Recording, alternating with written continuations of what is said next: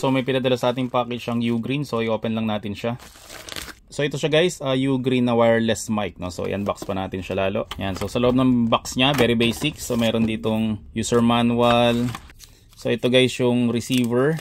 So meron siyang hot shoe mount para sa mga camera. At syempre ito naman guys yung ating pinaka mic. Yan, so makikita nyo maliit lang siyang pareho. So ano pa meron sa loob. So ito guys, meron rin siyang kasama na isang piraso na earphone, no? So ito raw yung monitor kung gusto mo marinig kung may boses ba o wala. At ito guys, meron rin siyang kasama na dalawang 3.5mm na cable, no? So mapapansin nyo dito magkaiba sila.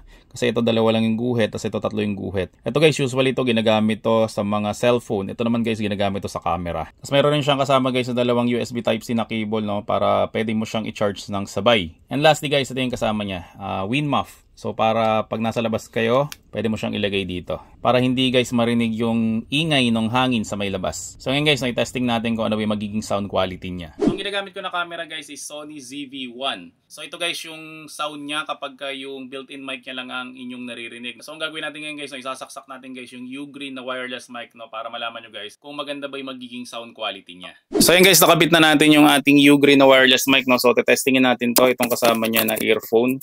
Kung naririnig ko yung sarili ko. Hello, sound check. Ayun, so meron siyang tunog guys. So ngayon narinig natin yung tunog niya, no. So alisin lang natin siya. Okay.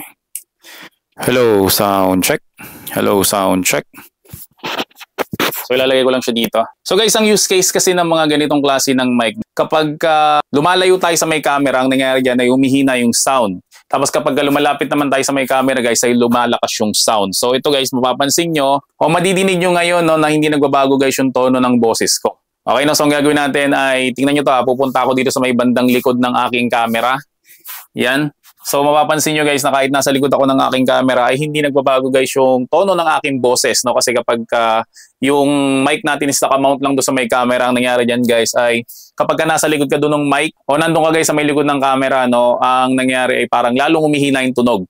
Kasi guys yung mga mic na yon ay talagang ang purpose niya is nakaharap doon sa may camera, no? Kaya nga para siyang shotgun. Okay, so ito guys, mapapansin nyo na hindi nagbabago yung tono ng aking camera kahit nasaan ako banda. Yan. So ano ba guys yung mas magandang tunog, no? Yung kanina ba na hindi pa nakasaksak yung mic o ngayon guys na nakasaksak na yung mic? And last testing natin guys, no, hihipan ko tong mic na to, no, para matesting natin itong wind muff kung effective ba siya. So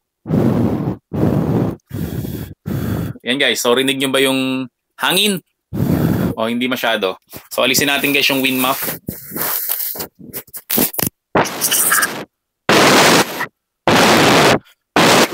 Yan, so sigurado yan guys, no, maririnig nyo na mas malakas yung hangin kapag wala yung wind muff. So ngayon guys, biglang umulan doon sa may labas, no. Yan, so tatahimik ako kung maririnig natin ulan sa labas.